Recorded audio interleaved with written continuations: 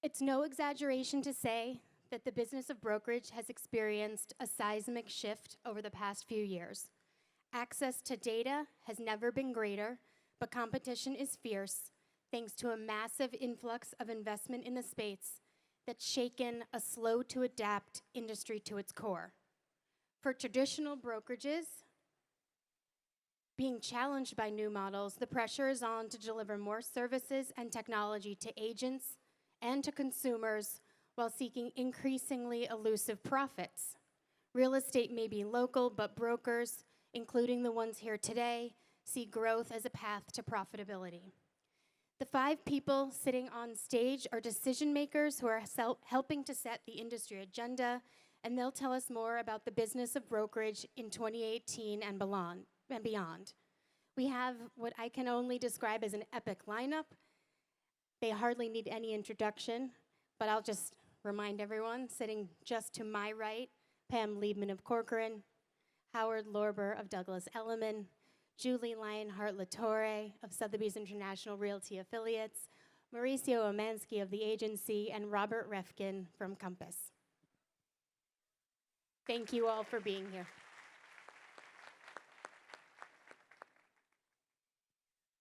I'm going to start with Robert. I'm going to start asking you the first question. Why does it feel like we're in a race for market share at this point, not just Compass, but everyone on stage? And what's the end game for firms looking to grow so aggressively? Look, I think the end game, I can't speak to all firms, but the end game for Compass is to be not just a brokerage firm, but to be a platform for all real estate service providers and to reinforce the value of a 6% commission. And specifically what that means is that you wouldn't go to Compass to just find a home. You would go to Compass to get your mortgage, title, insurance, escrow, move-in services, painters, interior designer, everything in one place, creating harmony and simplicity for the consumer. And that will help reinforce the value of the commission. Howard, I want to talk to you a little bit about organic growth versus acquisitions. Douglas Elliman's been very acquisitive over the past few years. Mauricio, the agency, has as well. Compass, certainly. Howard, I want to ask, acquisitions are certainly a quicker way to grow, but they're more expensive. So how do you justify that to shareholders?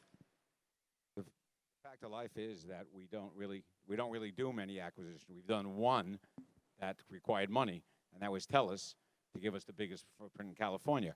All the other, what looked like acquisitions, were smaller companies who just folded in with us.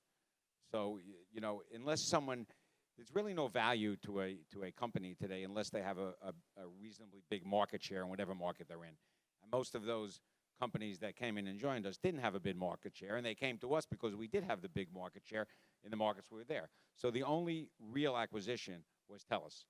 And we're very happy we did it. They gave us 20 offices and 600 brokers quickly, which would have taken us years to do. We paid what I thought was a fair price for it. So we're not really the type to go and do acquisitions. Pam, can you see a scenario in which CORCORAN does acquisitions? You announced just yesterday that you're going to be growing. Do you see acquisitions as part of that? We've made acquisitions in the past, and I think where we find a company that fits well within our culture and is an enhancement to the brand, we're always looking for those type of acquisitions. We're sort of known more for our organic growth, and that's one of the things that I'm very proud of at CORCORAN.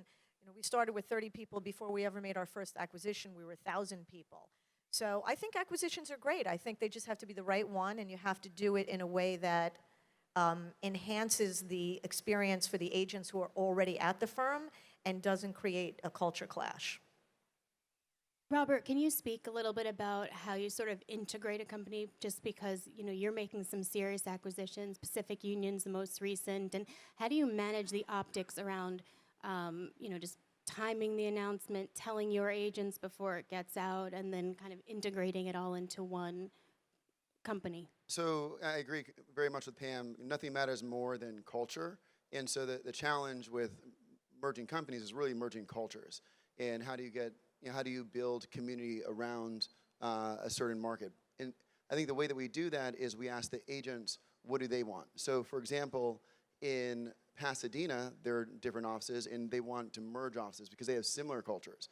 But in Danville, we have 3 different offices because of the mergers, and they want to have different offices with different cultures. And so there's no one size fits all. It's really asking the agents in the local market how much do they want to collaborate in what types of ways, with office meetings, in the actual office, events, and more. Mauricio, do you think that given the acquisitions out there, does that present an opportunity for a company like yours to recruit agents who might not want to go to the new firm? Great question. I think acquisitions are, what's happening is that you're seeing a tremendous consolidation of brokers, right? And my opinion is that there will never be one broker. None of us will ever have a monopoly of any of this stuff. There will always be a sharing and a market share. And in order to, consumers and agents both want choices. They will always want choices. There's no such ice cream shop that you can go into and only want one flavor of ice cream. That ice cream shop's going to close, right? You need to have 31 flavors in order to stay open. Or is it 33? I don't know. But and it's the same thing with brokerages. And so what we're seeing is as the choices become limited, we're seeing a lot of agents wanting to go to different places, and there's really fewer choices left. And so the fewer choices there are, the bigger the opportunities are. So we're seeing a tremendous amount of growth as Compass is acquiring and making their acquisitions. For example, in Danville, Northern California, we have had opportunities and we have experienced growth from our agents because of those acquisitions. And does that then give you just kind of more momentum to expand into another market, another new market? So yeah, absolutely. Our expansion has always been organic. We've yet to have any other type of expansion. And one of the things that we do, and I announced it last week at Inman, that we do not recruit. So everybody that works at the agency has always wanted to, has always reached out and really wants to work at the agency, which I think is a critical thing. And that's how you're able to maintain culture, right? Because people want to be there, not because they're paid to be there or they're forced to be there or they ended up there by accident, but they actually want to be there. And that's how you maintain culture throughout all of the different things. You know, part of our expansion, I'll announce it today, we're opening up here in South Florida. We'll be in Boca, we'll be our first one, and we're super excited. Miami, aquí vengo, vamos Miami! Okay, I have a quick question about recruitment just for a minute. Is that literally top to bottom? You don't recruit, your managers don't recruit, even your agents don't recruit their friends? How can you grow if literally no one is recruiting? Well, people are always curious. So when curiosity happens and there's a phone call, there's a curiosity, we certainly pitch the story. But what we don't do is we don't poach, we don't recruit, we don't go out there and ask people to come to our company. So our agents have friends and they say, hey, you know, I got a phone call, this other agent is curious about the company. I'll sit down with them and I'll give them the best pitch and I'll tell them everything they need to know about the company. And at that point, you can in essence say I'm recruiting. So but the word recruiting may or may not be the right word, but we're not out poaching, we're not out chasing, we're not out trying to get people from other companies. If they're interested in our company and they think that we're the right fit, we will tell them everything. So pitch, don't poach. Correct.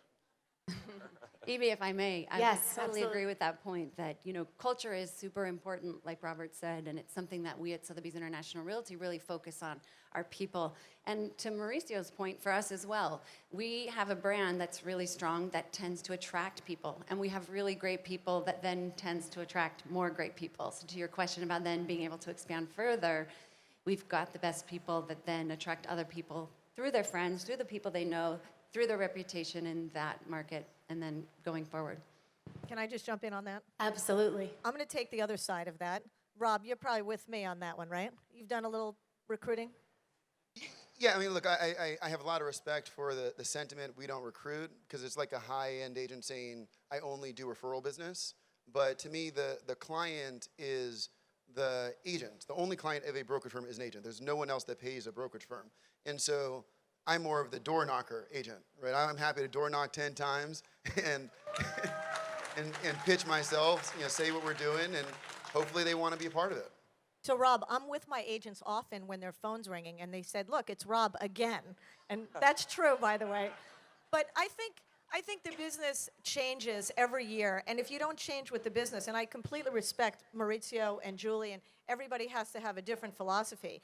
But when the new guys come to town, or the old guys, start getting a little more feisty, the fact is the people who control this business are sitting right here. You guys are in control of the real estate brokerage business. We are only as good as our agents. And I would love to have every great agent working for me. And I don't mind. I'll have dinners, I'll have lunches, I'll knock on doors, I'll do whatever it takes. Because the philosophy is you deserve the best. You deserve to know what the offering is at every firm, and then you can make the most qualified choice for you. Look, I think it's fair to say that all of us sitting up here think what we have is the best, okay? And to us, it is the best. And something I was actually happy to hear that Robert said, which I've been saying for years, is that the buyers and the sellers are not my customers. They're your customers. My customers are you. And if you operate your business that way in an entrepreneurial fashion, which most brokers want to be involved in, then that's how you can recruit, that's how you can grow, and you can grow organically. And I would say I put myself in the middle and maybe more towards like Pam as it relates to recruiting, not like Robert, and surely not like Maurizio. But we recruit. We try to be respectful when we recruit. And if they're going to want to come, they're going to want to come for a reason. And it's interesting because a lot what we see is brokers tend to leave, or are more apt to leave, when business is bad. If they're doing really well, unless you really have something special that you can do for them, okay, which I think we do in certain areas, I think we do. But in general, they're gonna stay if they're doing well. If they're doing bad or had a bad year, they're more apt to want to make a change. I want to just jump in here for 1 second. Robert, I want to address the elephant in the room. Compass has a reputation. There's a narrative in the industry that includes the word poach, includes high commission splits, bonuses, and I want to just give you the opportunity to address that, but also ask, to the extent that it is true, how is that a sustainable model for the future? Yeah, so I believe the traditional brokerage model is not sustainable, period. This is Miami. Before I ever came to Miami, splits got up to 90%. 30 years ago when my mom started in the business as an agent, it was 50-50, 60-40. So well before Compass came into place, splits have gotten way out of control.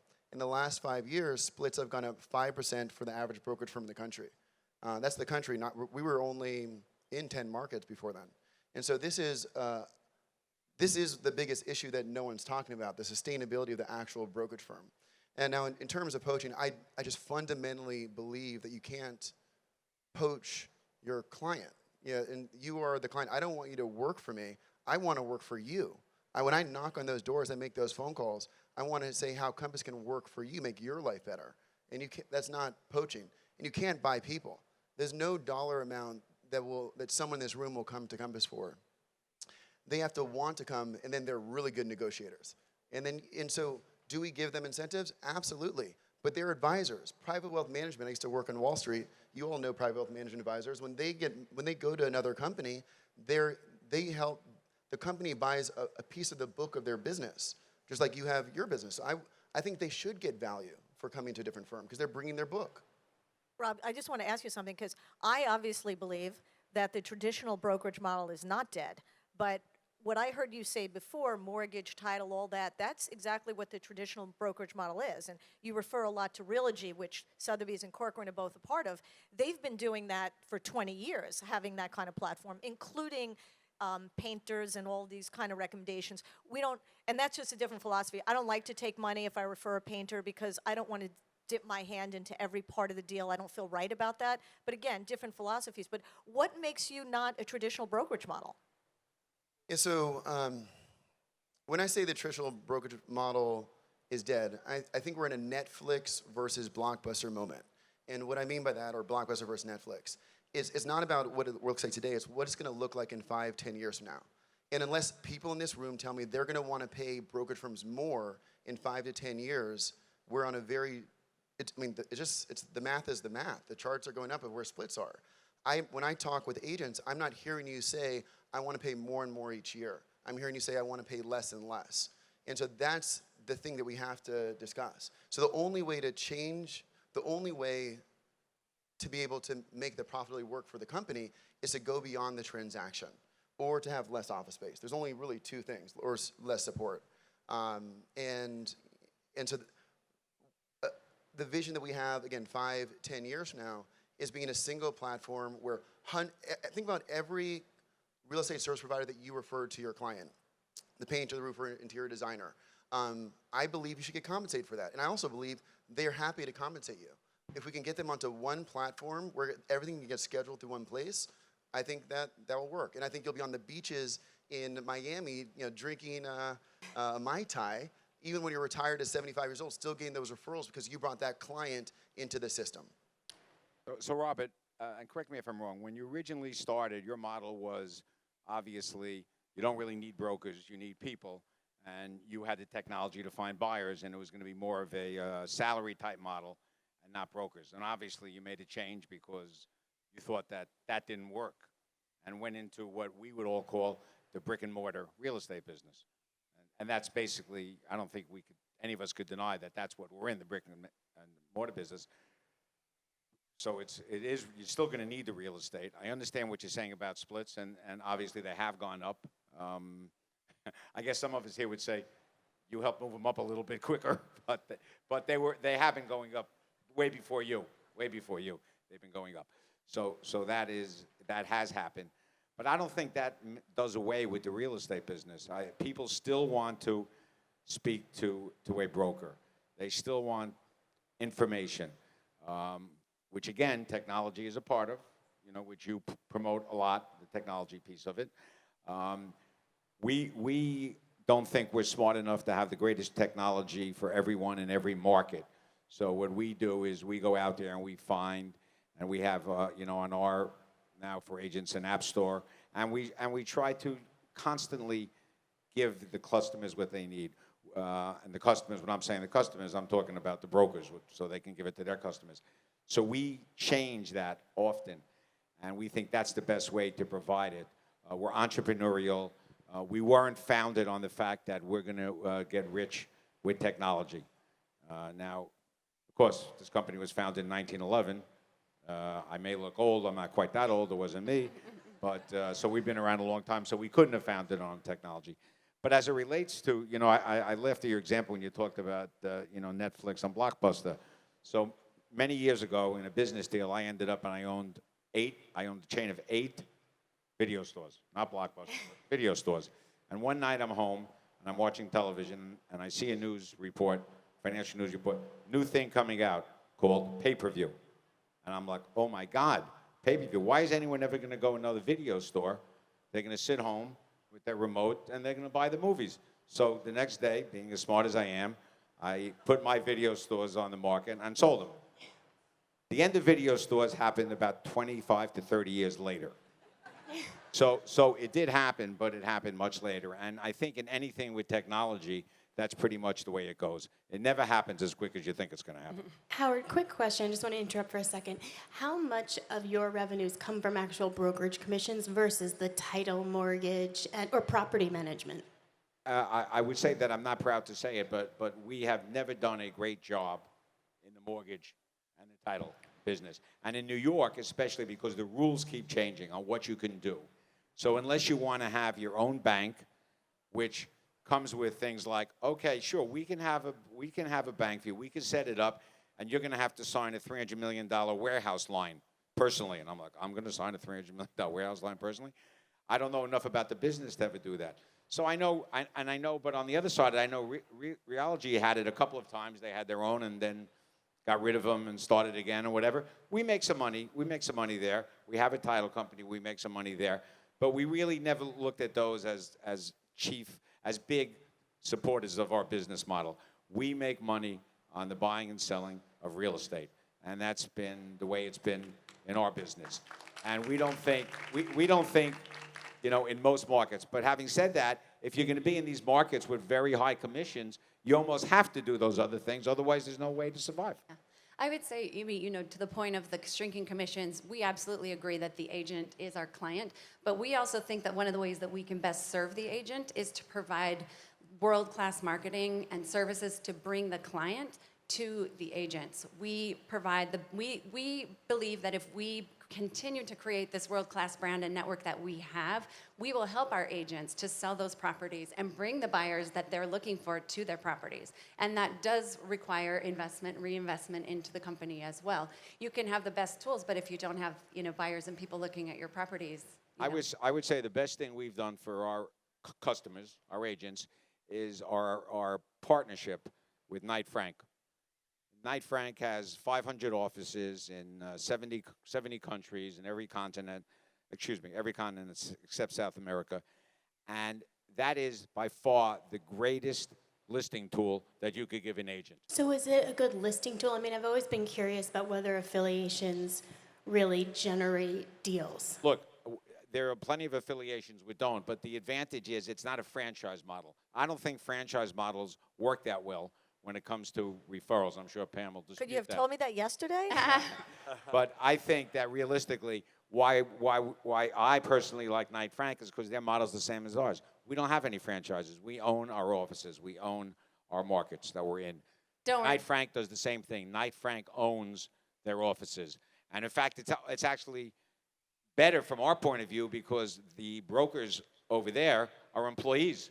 So if we have a product that we want to sell, we show it to them in London, they'll go to their offices and they'll find out where there's potential buyers, and they'll tell those managers, you have send me 3 clients for each of those companies. Now I'll call our managers and they'll do the same thing. I know people that have tried doing it when they're a franchise, someone's franchise, and they call another franchisee in another market. They're lucky if they get a call back. Hold on, Julie, what do you say to that? I would say, respectfully, and Pam, don't worry, that if it's done right, a franchise model absolutely can be an effective network. In fact, for us at Sotheby's International Realty, we carefully screen every one of our affiliates. They're independently owned and operated. We know every single owner and manager, and we know the agents. We get together many times a year. Our agents get together. And the thing is that they know when they pick up the phone, there's going to be another agent on the other side that represents the brand the way they do, that was selected the way they were. We did over $1.4 billion in referral business that we know of in 2017. And so this is something that our agents absolutely, think is a very big value to their business. I just want to say, I think Sotheby's is a fine company. Actually, I tried buying the Sotheby's brand before. Did you? The other company got it, yes, I did. You were going to franchise them? Before I had Douglas Elliman. I love the brand. If I could have bought it, they weren't ready to sell it. Taubman didn't want to sell it at that particular time when it was part of the art company. It was a great brand. But I will say this. When you own all your own offices, one of the best recruiting tools we have is we get our agents to refer to each other. And our markets, we built a company on the markets that all work together because there are these clients have multiple houses. We're in the city, we're in the suburbs of the city, we're in South Florida, we're in California, we're in Aspen. Where do those people travel? Most of those people have multiple homes. The biggest referrals in our company come from agents in our other regions. That is the #1 referral network. Pam, you and I spoke yesterday when CORCORAN announced its expansion, that you're going to franchise. We spoke about that. I'm curious if you can tell us a little bit more just about the plans to maintain the integrity of the CORCORAN brand, and specifically, how do you ensure that franchisees are kind of maintaining the split level that you would and maintain the integrity of the business as well? So they can maintain whatever split levels they like, because I would never dictate in certain markets what they should be doing. Different markets have different economics. I think we've done a great job at Corcoran without having any franchisees or being in some of these other markets that other people are in. Last year we were #1 in every one of our markets, and we're certainly not the biggest. So I think that the way the business has changed, there are independent, smaller brokers around the country that need some more help. Realogy spends about $200 million a year on technology. So Corcoran is known for having some really, really good technology. We have a really good education program, and I think that we can help other brands to grow strategically. How do we keep control of it? We're the only brand at Realogy, and this is the only way I agreed to do it, is that I get to run the franchise group as well. So no franchise will come in without me giving it the okay. It's not run separately through Realogy, and then I run Corcoran. Corcoran runs the franchise group as well. So I will be very selective about who we bring in. And with that said, you know, after you ran your story yesterday, we did get a lot of calls from a lot of interesting places from far, far away and from very close by. Julie, can you talk a little bit more about franchises? I mean, when you have a franchise network that's sprawling, do you have, you know, one franchise in New York competing with a franchise in New Jersey or Florida competing with a neighboring state? How do you not cannibalize each other? I mean, I think that's a good question, Evie. You know, as we do continue to grow, we did $108 billion in sales volume in 2017. We continue to grow, and companies do butt up against one another. They get very close to one another, and they do compete in certain markets, just the way agents within their own agency. When you have 600 agents in San Francisco, they're likely competing with one another for the same listing. So, you know, there's nothing there that we can do, and you know, we'd leave it to them. Like Pam said, it's up to them how to run their business and how to do that. But I would say that, you know, we are not about just market share. Of course, everyone loves market share, but we're about the right market share for us and our brand. It's to the point of protection of the brand and the quality of that. And so we're not out there just to have the most agents, but to have the right agents. And I think back, you know, to Howard's point, the idea of the fact that because they're franchises, they won't refer business to one another is not the case, at least as we've found in our many years of experience. I mean, our agents get together regularly. We have events where agents get together. In fact, our local affiliate here, One Sotheby's International Realty in Miami, in February had an event with 500 people. 100 of those people came from other franchises around the globe from about 40 different countries. So they know one another. They build those relationships. So the fact that it's a franchise doesn't mean that they're going to not build those relationships and send that business to within the network. I think both work. Both the franchise model as well as the corporate-owned model works, and I think they can both in the market operate properly. One of the things that we have to talk about and analyze is why do agents, how do we raise the level of knowledge that they have, right? So what we need is we need to build a fully integrated CRM system. When you have a fully integrated CRM system that has 100% participation, there's a couple of things that happen there. A, the referral business between the companies starts occurring really strong. Our referral business at the agency is extraordinarily strong. B, the franchises can operate as company-owned stores because they all have the same access and everybody is under the same roof, the same access, et cetera, et cetera. C, you start developing and bringing, data, okay? And when you can start analyzing and gathering data, you can start now giving your agents a powerful tool that allows them to make more money. And when they can make more money, then they're very happy, right? Because at the end of the day, that's what you need to do. So what you really need to do is use technology in order to empower the agents so that they can be the best that they can be. And then that's how you maintain culture. That's how your franchises all operate and work together. We have, I think, 6 franchises already. We're just starting our franchise model. And, you know, we have Canada, Mexico, Turks and Caicos, and Park City. So we're just starting our franchise model as well. But the way to maintain the culture amongst company-owned, and that is by having a fully integrated, 100% participation CRM system. Just to take this in a slightly different tangent for a minute, when you talk about a CRM and sharing information, I mean, there's a number of you who have sort of internal portals for sharing off-market deals. What's the value in that, and is it a slippery slope when you talk about dual agency, or like, is it not in the customer's best interest to share something widely? Well, unless we want, sorry about this, but I'm so opinionated on this thing that unless we want discount brokerage, we need to start taking control of our inventory. And all of us up here need to take control of our inventory, because as soon as Zillow starts opening up brokerage firms and they have open offers in Denver and open offers in various different markets, we're disappearing, okay? And we're no longer going to be able to earn the money that we earn today. And the person that's going to be handling a transaction 10 years from now, if we don't stop that now, and all of us up here don't stop that now, it's going to be a discount broker, it's going to be your plumber, and there's no way that a plumber can handle a transaction and take a transaction through entitlements, through title issues, through inspection issues. The reason we deserve to earn the commissions that we deserve and not at a discount brokerage is because we have tremendous knowledge and we deliver great service and we protect our clients, our consumers, when they buy or sell real estate. Right.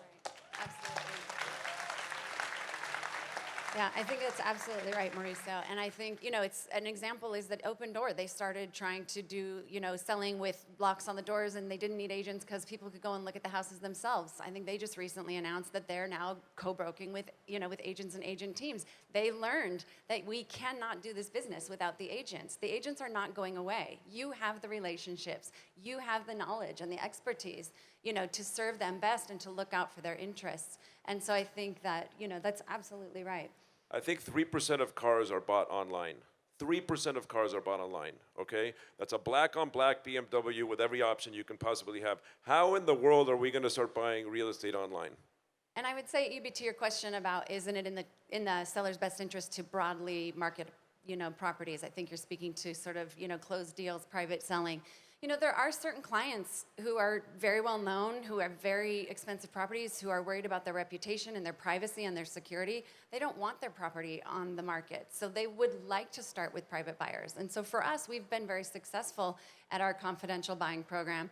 And what we do is we use the network to we know where the buyers are likely coming from, and we're able to reach out to our agents there and say, hey, have you got the buyer for this? And for us, it really works. And so the seller is able to find the buyer they're looking for without having to go out and put their life, out publicly onto the market. Yeah, I just saw something interesting in the Palm Beach paper.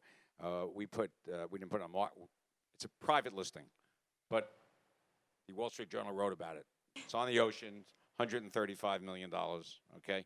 And it was funny because in the shiny sheet, as it's known in Palm Beach paper, what they said was the highest MLS sale ever was like $62 million. Now, we know of 5 or 6 sales close to $100 million. So what they basically was saying is that all those high-price sales were never on the MLS. They were private sales. And so people, especially at the high end, that's the way they want it. And you could talk until you're blue in the face, because I did on this one, that, the more you're out there, the better chance you have. The fact is, the numbers show that the highest price sales in some markets are, and LA, I'm sure, is the same thing, have never been on a multiple listing system. That's correct. One of the things that we do, and I think all of us have our own portals in terms of internal sharing of information, sharing of listings, and all of that stuff. But one of the things that we just launched is a company called the PLS, and the PLS.com is really for the agents to handle and control their own inventory, right? And hopefully a portal that all 5 of us can share into, and others, and whoever, but we don't share the property with any Trulias or Zillows or anything like that. History is not kept on the property, so you can test price points. You want to test it at $100 million and it doesn't go, you go down to $70 million. But we need to start taking control. We, the agents, okay, need to start taking control of your inventory, and you need to take that back and not have it sold back to you. At the same time, I mean, a number of you on the panel have made deals with Zillow, and you've worked out arrangements. Pam, do you think that at a certain point working with Zillow is necessary? I mean, you can't ignore the eyeballs they get, right? They don't like me talking about Zillow. Zillow doesn't let's like talk me. about it. I've always said that Zillow is a public company. They need to make money wherever they're making it. And I feel like they sit around and they just figure out more ways to take money out of the hands of the agents. And I agree to some extent with what everybody here is saying, but I also take a conservative view of if you start too much publicizing the whole private listing thing, they've already been to Washington, and there have been hearings in Washington trying to get rid of dual agency, which obviously I'm not in favor of, trying to force everybody to put their listings on public portals under the guise of this is what the public needs. You cannot mislead the consumer by going the other way. You know, Zillow is Zillow. Nobody's putting that cat back in the bag, I don't believe. However, we need to do what Mauricio says. We need to control our own listings. We need to figure out a way to work with the giants. So now they're not selling our own listings back to us, which they just started this referral fee. And I call up yelling and screaming, what the heck? You said you're never doing a referral fee. I knew you were doing a referral fee. Like, oh no, the referral fee's great, Pam. It's actually cheaper than having to pay for Agent Premier because you're only paying when you get something that actually closes. So they have a story for everything. I'm going to get in trouble now. Trust me, Spencer Raskoff is going to be calling tomorrow. But you know what? Who cares? It's not about them. It's about us. Exactly. It's like a frog in a pot. Robert, I want to talk to you a little bit about just data and technology. Just, when we're talking about Zillow and access to data, you're talking about different ways for agents to charge and to make money. I'm sitting here, I'm a consumer, I'm not a broker. I hear that there's data out there. In this day and age, why is the consumer going to keep paying more when brokers have so much data they theoretically could be doing their job more efficiently? I don't want to say for less, but more efficiently. So I think people talk about data, and the only thing that really matters is listings. Basically what Mauricio and everyone here is talking about. Data is just this amorphous word that scares people. And at Compass, we have a data pledge that you can always bring your clients and your email database with you. If you leave, you can still access the CRM even if you leave, and we'll never contact your clients. I think when I listen to this group, which I'm a huge fan of everyone here, there are a bunch of great ideas, whether it's the REALTY, and the way you've been doing mortgage, title, insurance, escrow, your corporate relocation, obviously new development for both of you, it's as good as it gets. 1.4 billion in referrals, and you're doing a number of things. But what they deserve is all of that in one place. And so we have to figure out how, they being the agents, how can we bring the best of every company into one place? It doesn't mean that every company has to come together, but there are ways to collaborate, and we have to figure out how to do that. Now, to answer your question about data directly, there is one thing that I think is interesting to consider. You're very worried about your clients, and your your emails, and anyone accessing them. In today's era, your client isn't a phone number, an email, and a name. It is an IP address. If you're allowing your client to work on a company like Redfin, that you're giving them away, because you can track that IP address to where they live, to public record. You can track, then they can track, are they searching in a different city than where they're living in? Then they can email and say, oh, or do you want to sell a home? 1% off, 2% will give you free staging. And so the era of protecting your client database has completely shifted from the way we've thought about in the past to a more modern way. This is totally a different direction. And then just last thing on that, the biggest issue, the big issues out there, brokerage firm, our split's going to go so high that they're not sustainable. Agents, absolutely discounting. Like Howard said, you're going to be fine no matter what. People are going to want to work with you. The question is, how much are they going to pay you? And we're in an era of massive discounting. And of the money that's being invested in technology for real estate, the majority is around discounting your commissions. But then the last issue is, where are you going to operate your business? Are you going to operate your business on a company designed to replace you, discount you, and devalue you, or on something else? The MLS, which we all need to support much more, the MLS has not proven to be able to create a system that can compete with companies like Redfin.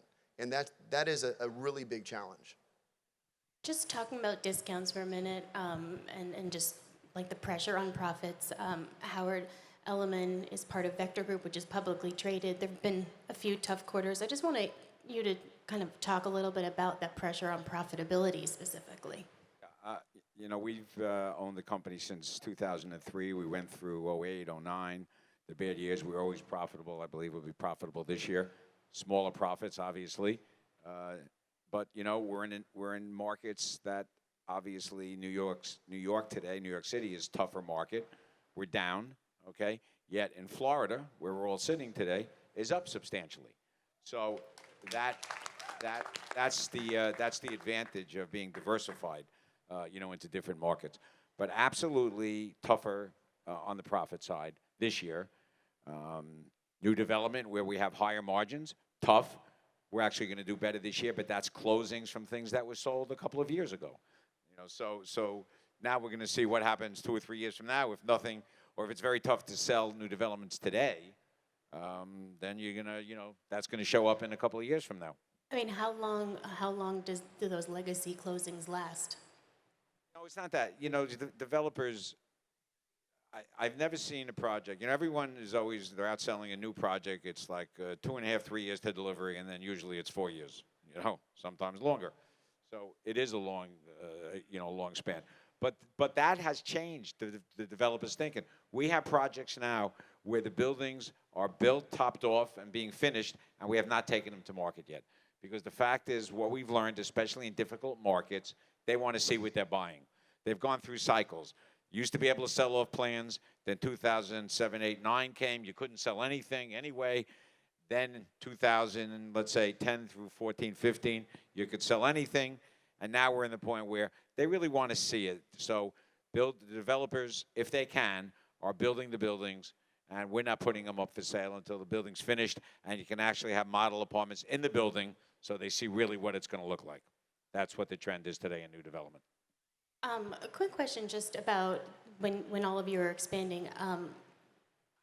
When you're expanding into new markets and you're opening brick and mortar locations, how does that kind of help? How does that impact the bottom line? I mean, isn't that an expensive thing, a big? Well, look, it's you know, Robert said it before. The two most expensive things are commissions, which I don't look as an expense. I really look at that as a revenue. You know, what's left is my revenue, so it's not really an expense. But then it's real estate, your offices. That's the next expense, and then your general overhead employees and so forth. So it's difficult. You try to be more efficient. You know, you try to put more people in the same space. You know, sometimes I say to myself, gee, maybe I wish I didn't have any offices and we just called WeWork whenever we wanted to expand or contract. Because the fact is, it's a good model. But I know that I went to see a new office we were building, and I asked the manager, you know, where are the private offices? And he said, we don't need private offices anymore. Everyone likes open space. And I said, we're putting in private offices because you're not going to be able to recruit anyone if you don't have private offices. So sure enough, we had to put in private offices, and it helps with your recruiting. So are the offices for the agents, or because I always thought that the notion that someone is going to walk in off the street and say, hey, I'm looking to buy. Look, I don't believe in retail offices. We have some because you need it for, you use it for branding. I don't believe that you really can make money, anything substantial. I mean, I could give you an example that happens once in a while of a big sale, you know, in a walk-in. But realistically, if you look at retail space, which now has come down substantially, but still, I don't believe you can make money working out of a retail office. Except in markets like the Hamptons, like They're all retail. resort markets. But you know, you bring up a good point. Yesterday I was out here because we are opening in Miami, and we were looking at office space, and I was in this conundrum of exactly what Howard said. We're going to have to build private offices. Do I take this 11,000 feet? Do I take 7,000? Do I take 4,000? You know, what do we do? Do we have just more smaller offices? It's a tough decision. If anyone wants to help me fill it, let me know. Then I know exactly how many square feet to take. Yeah, we just, this office I'm talking about, Robert just took space, I think, 2 floors below us at 111 Fifth Avenue, right? Well, I was so we're actually going to be recruiting in the elevator. It's going to be funny. I was actually just. I'm going to have a camera there. When I see you going up, I'm going to start going down. All right, we're almost out of time, so I just want to open it up. We have time for a few questions from the audience. There's a microphone in the center of the room. If you can just tell us briefly who you are and just try to keep the questions succinct for our panelists, please. Hello? Yep. Yes.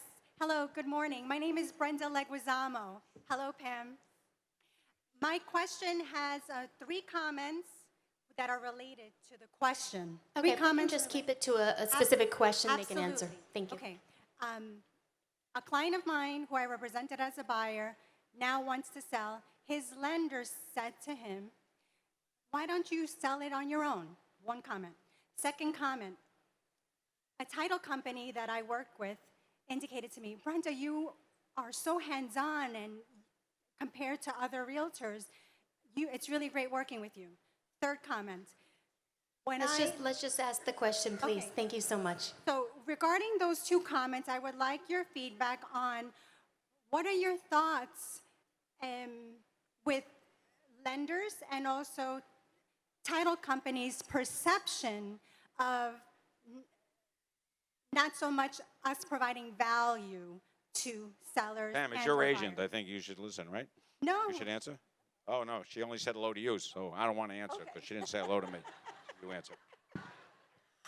I think everybody provides their own value. I think there's so many people sitting here Brenda, you know what your value proposition is. The same way all of us up here have to decide why would you work at Compass or Elliman or Sotheby's or the agency or Corcoran. You have to think about, and that is part of your business plan, and your company should be helping you figure that out. It's just too long of an answer to give here.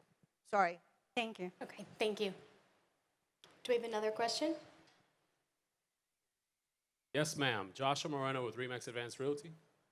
Regarding retail space, regarding the retail space that you're mentioning, where do you project the growth to be or the business practice of real estate within 10 years? Wrong end. I got to figure out how to hold the microphone. Look, I think it's just a fact. Retail space is too expensive. Okay, office space. The ideal situation would be is if you had a WeWork type of office, that would be the ideal situation for brokerage offices. But I still think that's very difficult to do and try to recruit because we have teams, we have people that don't want to speak in front of other people. Yeah, you know, and again, since you're our customers, we have to do what our customers want. I wish our customers would say, oh, we'll all work in one big open room and everyone will be collegial and it'll be terrific. But I haven't heard that. They all want offices. I think the best thing about offices is just to create an office that creates collaboration amongst the agents. Because if you're sharing knowledge and you're sharing collaboration, you're ultimately going to get more sales. That's what the office is meant for. Right, so the question is, if everything is going electronic and online, what do we need the office for?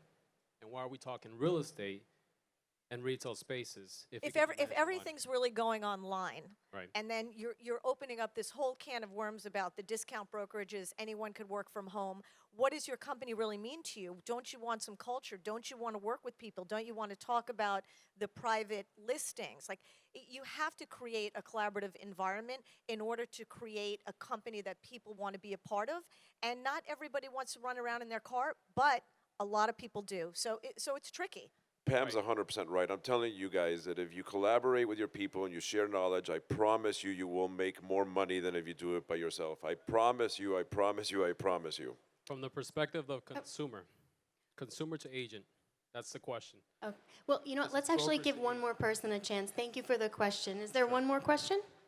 Thanks. Hi, my name is Karen Boyer, and I'm an art advisor. I work with developers and hotels and individuals to help them buy and sell art. And I'm curious from Robert if on your platform with painters and interior designers, if you would incorporate art advisory into something like that. Yeah, absolutely. So we are going to launch this in the next couple of months. And so it's going to be a platform. We're going to go to every one of our agents, and we're going to ask them to put 3 of their favorite vendors and partners into the platform. And then we're going to let the client schedule through that. And so it'll be good for everybody. And again, when I look at this group, like I have a lot of respect for everyone here. I think if we could find ways to collaborate, not just on a panel, but in life, how much better it'd be for each of you. If each of you, just imagine, had every one of us working together for you, how much better your life would be. And I'd love to see that. I just want to Some ask. good ideas how to do that, but it's all of them are illegal. There are also legal ways. I mean, Pam, Corcoran has an Yes, Amazon. we have a partnership with Amazon, which I'm very proud of. So with Amazon, Corcoran has agents have their own page on Amazon where they highlight their favorite things. And then when it's bought through Amazon, the brokers I saw actually you get a announce cut of that, it. and I didn't know whether you were delivering the agent to them by Amazon or delivering the house to them by. We by put the Amazon house to in a them. box. Now I understand it. And Thank it's you. with a Prime. drone. It's actually a fun partnership. Okay, I think we have time for one more question. So, Hi, my name is Rochelle Coetzee, and I'm with Douglas Elliman. Hello, Howard. I've just started this year, and I will say that the location on Las Olas, your office space, I'm just talking about office space, and it's not really a conducive space. It is absolutely a conducive space. I've made 4 sales just off the street, and that's in 1 year. So it does work if you're willing to work from the office and just catch the people in the street if it's strategically located. Howard, I'll take Thank that you. one off your hands. okay, thank you. Well, we're out of time. I just want to thank all of our panelists. Please join me in thanking them for really making this a great, spirited conversation. Thanks.